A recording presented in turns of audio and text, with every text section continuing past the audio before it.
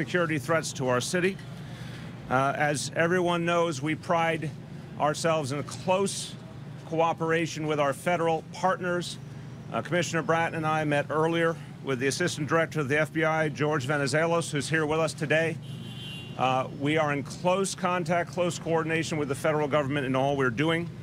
And NYPD Intelligence Bureau, which everyone knows has outposts all over the world and is the leader in terms of this work and local law enforcement all over the country, has assessed the statements of the Iraqi Prime Minister and at this point finds no specific credible threat. This city operates on a basis of heightened vigilance and security on a regular basis. That was true going into the UN General Assembly week. That's true every week. We're going to always be mindful of any new information that we receive. We're going to act accordingly. But New Yorkers can rest assured a high state of vigilance and readiness is normal for all of us in New York City government. It's normal for the NYPD. It will continue. The Commissioner will talk about some of the specific actions being taken to ensure that our resources are in place and that our vigilance is intense. But everyone should know the most important fact right now is we are convinced that New Yorkers are safe. We're convinced people should go about their normal routine. Terrorists want us to live in fear. We refuse to live in fear. And we, at the same time, will be watching 24/7 for any indication of a problem that we have to address in a specific manner. I've said many times, I want to say it again, that the people of this city have an important role to play. The phrase, when you see something, say something, is not an empty phrase. It's real. Law enforcement depends on everyday citizens to alert us to any potential threat. So while the NYPD and the FBI and the other agencies are out there doing their job with great professionalism and vigilance, it's important that everyday New Yorkers act as their partners. And if you see something, please say something immediately. With that, I would like to pass the microphone to Commissioner Bratton and commend him, commend the NYPD, commend the almost 1,000 officers that we devote to counter-terror operations for their extraordinary work and for all they do to keep us safe every day. Commissioner Bratton. Thank you, sir. I'll echo the Mayor's comment that at the moment that we do not have any confirmed threat directed against New York City or its subway system. A lot of the current concern is based apparently on a press report this morning of comments made by the Prime Minister for this country of Iraq. We were first notified of that AP report while we were attending a funeral for police officer Michael Williams, who was killed in a traffic accident this past Sunday. But immediately, based on that initial AP report, we were already on a very high state of alert here in New York City due to the United Nations General Assembly, due to the fact that for the last several days, the President of the United States and many other world leaders were here, and many are still here in New York City.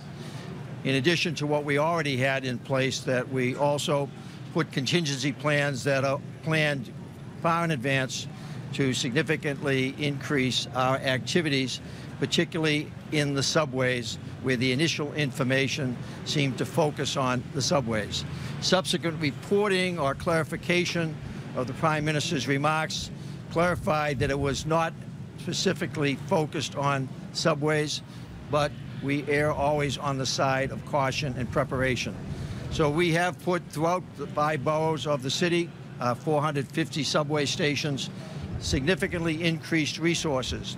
Every precinct candidate was notified immediately and began having their sector cars check precinct stations throughout their tours of duty throughout the city. Additionally, we brought in all of our emergency service officers that allowed us to increase our normal complement of Hercules teams that you see in the city, so that we now have Hercules teams. Those are the heavily armed officers with the Kevlar helmets and the dogs in all 5 boroughs. Additionally, Transit has a number of their operations where they will be checking bags at several stations to detect if any explosives might be coming into the system. We have also notified our 13,000 security partners, the directors of security for most of the major companies throughout New York, about the initial information and what we are doing in response to it. Additionally, our Lower Manhattan Security Initiative, the 7,000 cameras that we operate, that has also been enhanced with additional observation.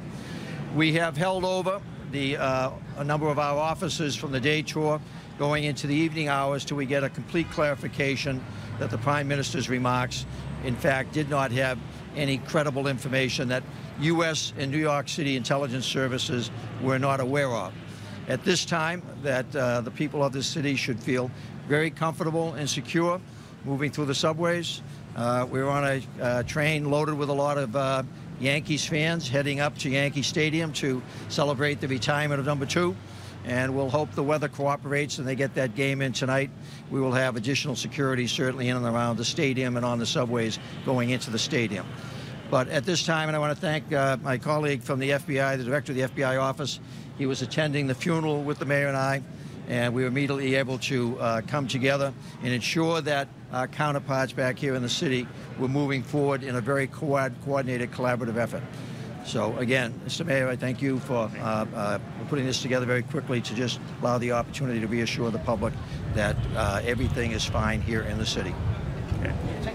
On-topic questions only, please. Mayor, yesterday the FTA requested additional $125 million for the capital plan. That would partially fund anti-terror mechanisms within the agency. I'm wondering if you have any comments on that in light of today's news. Well, again, let's be clear. I think Commissioner Bratton said it very powerfully. We've received information that has not been verified by United States intelligence agencies or by the NYPD. So it's not news until we find something specific. But we're certainly going to look at what the MTA needs to be secure. There's been close security cooperation between NYPD and MTA. And we will work together to determine what kind of resources are needed for the future. But it's just, I haven't seen the specifics of that plan, but it's the kind of thing we work on all the time.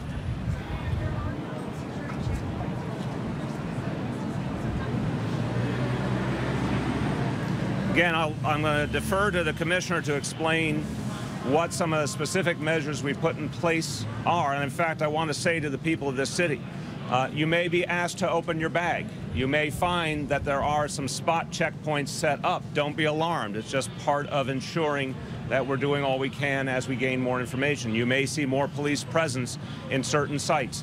That's all part of the pattern to responding even to the possibility of some heightened activity. But until we have something we believe is credible, we're not going to use all the measures we might use if we were to have a credible threat. Okay? I can give a few more specifics about what we're doing. That you're all well aware of the CRV units, our critical response vehicles that we have here in the Manhattan area. That a number of them were immediately deployed to various transit hubs here in Manhattan. We also, throughout the city, had a very high presence because of the Jewish high holidays around the various synagogues and other areas and temples. And that presence will continue. We are holding over the day tour of the officers, in excess of 100-some-odd officers who are assigned to those critical response vehicles to ensure that we have additional coverage so we get total clarification of the Prime Minister's comments. We also have our transit anti-terrorism units going to be conducting at certain locations the bag inspections, where they do the wipe to determine if there's any explosives that might be detected. Additionally, we have deployed a significant number of vapor detection dogs throughout the system. These are dogs that are capable of picking up explosive-related scents. So we have brought all of those dogs in, and you may see additional dogs as you move through the subway system. We have also effectively put out a number of surveillance teams that transit has at any given time. We are effectively enhancing what we already had for this week because of the high holidays, UN visit, President's visit. Unfortunately, New York being the size that it is, the size of the department we have, and the capabilities we have, the ramp up went very, very smoothly, and within an hour to 2 hours of the message first coming across the news wires, we were up and running.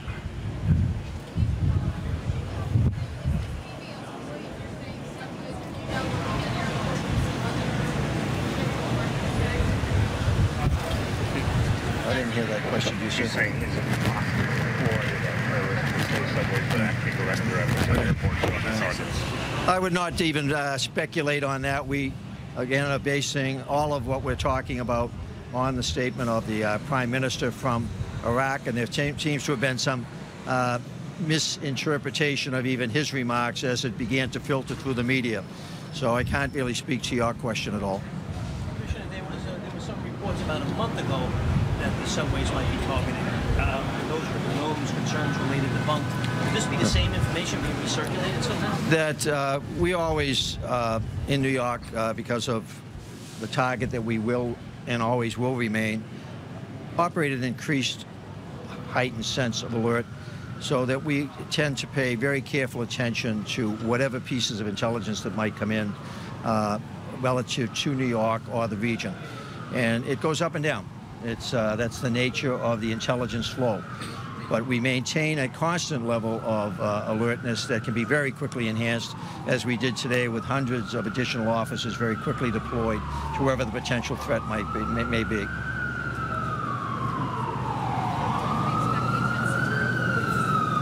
How long do we expect the enhanced security? We will keep this going forward till we, in fact, have a clarification working with our intelligence partners in the U.S. government as to whether there is any validity to the concerns that were raised by the Prime Minister. We have that capability, and in any event, we were raised up for this week because of the high holidays as well as the UN. So you can expect to see a lot of police around the city for the next several days in any event. Go ahead. Right here. Will security also be increased in the Staten Island ferry and in the bus system as well? Let me just start by saying again, I want to make sure everyone's getting this message clearly. We have received information which in the eyes of the United States government and the NYPD is not verified. So what we're doing is taking precautions until we have more information. Again, you will see a heightened security presence in certain locations, but until we have something more specific, we're not in a position to devote additional resources. It's not smart to do that until we have something credible. So you may well see activity around buses or ferries as conditions warrant. But for now, based on the very vague information that's come out of the Iraqi Prime Minister, there's some focus on subways, but there's not going to be a final plan, if you will, until we have credible information. Yes, Go ahead. So I was trying to understand, last week there was a discussion about chat rooms where ISIS was discussing, ISIS members were claiming that they wanted lone wolves to attack cities, including New York City, Las Vegas, Texas. And this week, today, it's actually human intelligence. I'm just wondering what it takes to understand what's a credible threat, and also what you guys have done about last week's alleged threat. Credible threats are where we are able to use verifiable intelligence, oftentimes human intelligence or technology that might give us information that is verifiable. So in terms of what's going on today, as we've indicated, it is all based on that comment from the Prime Minister, and we very quickly sought to determine within the intelligence community, was there anything that he said that related to anything we were looking at. And as of this afternoon, there is not. But we will continue to work with the Iraqis to see what effectively was their intelligence, if in fact we can get that. Two more. Anybody? Going once, going twice. All right, thank you guys. Thanks, everyone. Thank you very much. Thank you. Okay, Police Commissioner Bratton there, along with Mayor de Blasio, wrapping up a news conference. The main headline there, as they stood in front of the subway station at Union Square, New Yorkers should feel safe. Security is already heightened, despite a very vague report from the Iraqi Prime Minister that the subways are targets of a possible attack by ISIS terrorists. The city already heightening security for the UN, the president's visit, Rosh Hashanah. Federal officials are saying there is no specific credible threat at this time, but we can, as the mayor and police commissioner said, expect to see security everywhere in the city tightened and enhanced as a precaution. Top of the hour, we'll have a full report on CBS 2 News. Right now, we're going to send you back to Judge Judy. I'm Maurice Dubois, CBS 2 News. We'll see you at 5. This has been Breaking News.